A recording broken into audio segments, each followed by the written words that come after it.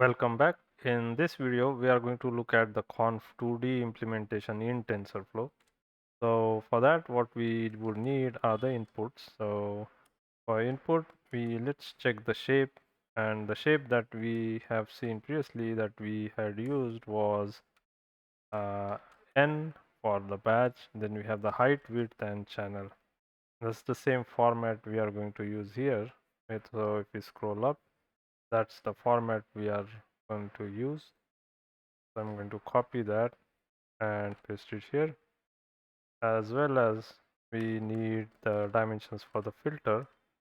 And for filter, the dimensions that we are going to use are right here, which is filter height, width, and input and output channels.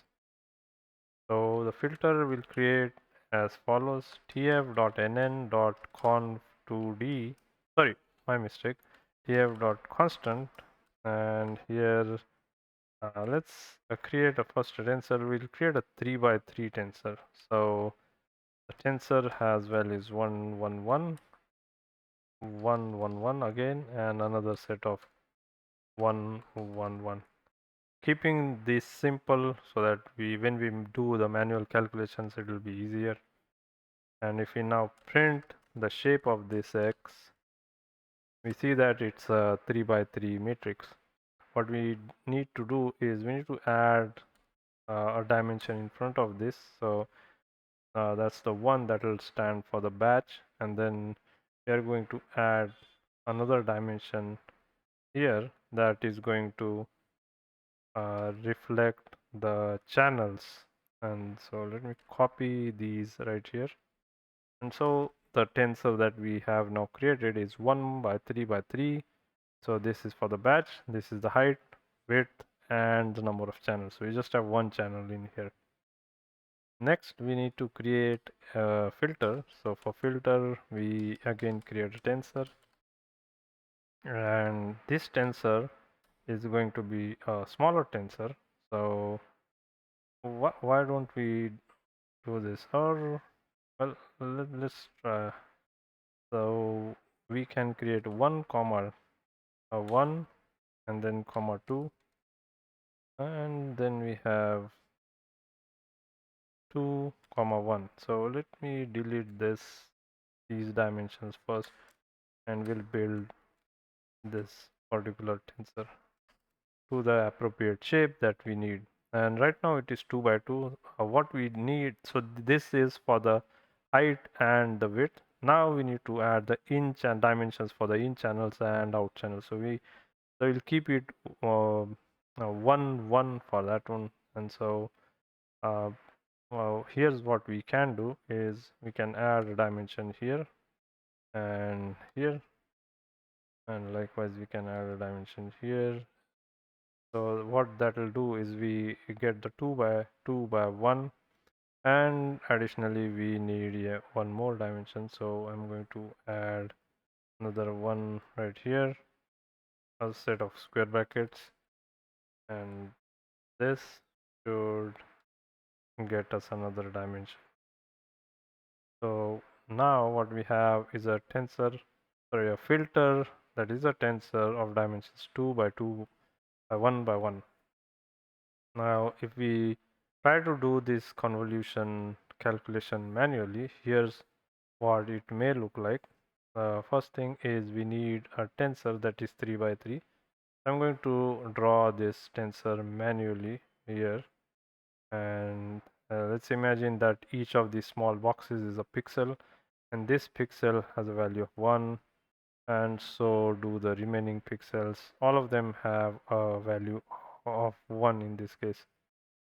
And we also need to create a filter. So that's a filter we have, and this has 4 values in it.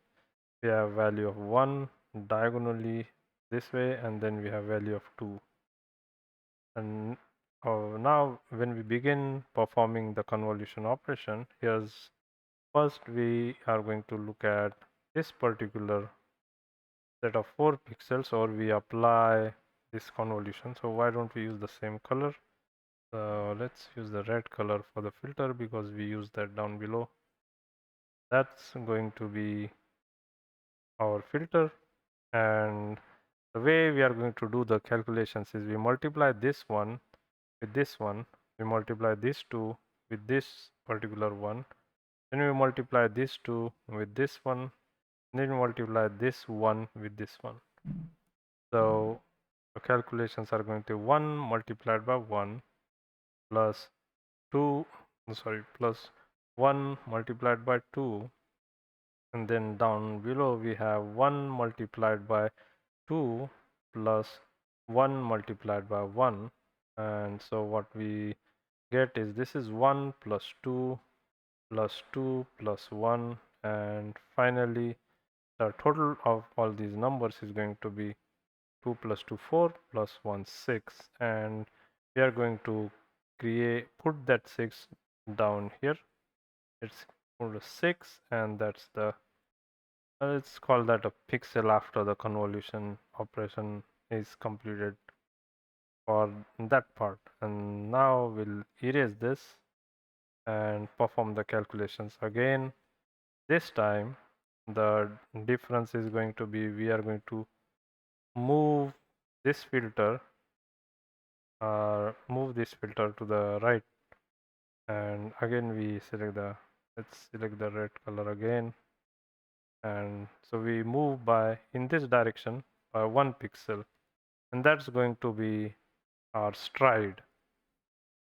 That's going to be our stride. So that's the pixel. That's those are the 4 pixels we are going to work with now. Again, when we put this is going to be multiplied by 1. This is going to be multiplied by 2. This is going to be multiplied by 2. This is going to get multiplied by 1. Same as we talked before. These are the way we are going to multiply these numbers and then add them up. So the values are going to be the same as you probably already imagined. This is 1 multiplied by 2. Then again we have 1 times 2 plus 1 times 1, and we get 1 plus 2 plus 2 plus 1, and that comes out to 6. So again in the output what we get is 6. So that's the second round of calculations we did. We will repeat this 2 more times, and it will be in a direction that's down below. So let's delete that, and let's see if I can delete the red box. Okay. So the next operation is going to be we move the filter down. Let me just draw that line. Now for the next operation we again move down. So we completed that. Now we are going to look at this part. And then after this we are going to look at this part. So both of them would result in a value of 6, and we can simply write that value here, which is 6 and 6. So that's the output after the convolution operation is done. Now let's see if when we perform the convolution using TensorFlow, do we get the same result? Result is equal to tf.nn.conv2d, and here we specify the input. The input is equal to x, filter with s is equal to f, and then we have the strides. Strides in this case we need to specify. So let's start out with putting a value of 1. Then padding, we can specify the padding as valid, and the data format is going to be equal to batch, that's the n, then we have the height, width, and channel. Finally we can print the shape of result, output tensor that is, and we can print the result, that is the tensor itself, as a numpy array. And when we run this, here is the output. That's we get a 2 by 2 output. That's what we see, and then we have the values that are 6 6 6 6. That's what we had calculated earlier. So that's how we can implement conv2d in TensorFlow. I hope this particular video was helpful and you are able to relate this with the previous videos in which we talked elaborately about shapes of tensor. If you have any questions or suggestions, please do let me know in the comment section below. I hope to see you all in the next video. Thank you.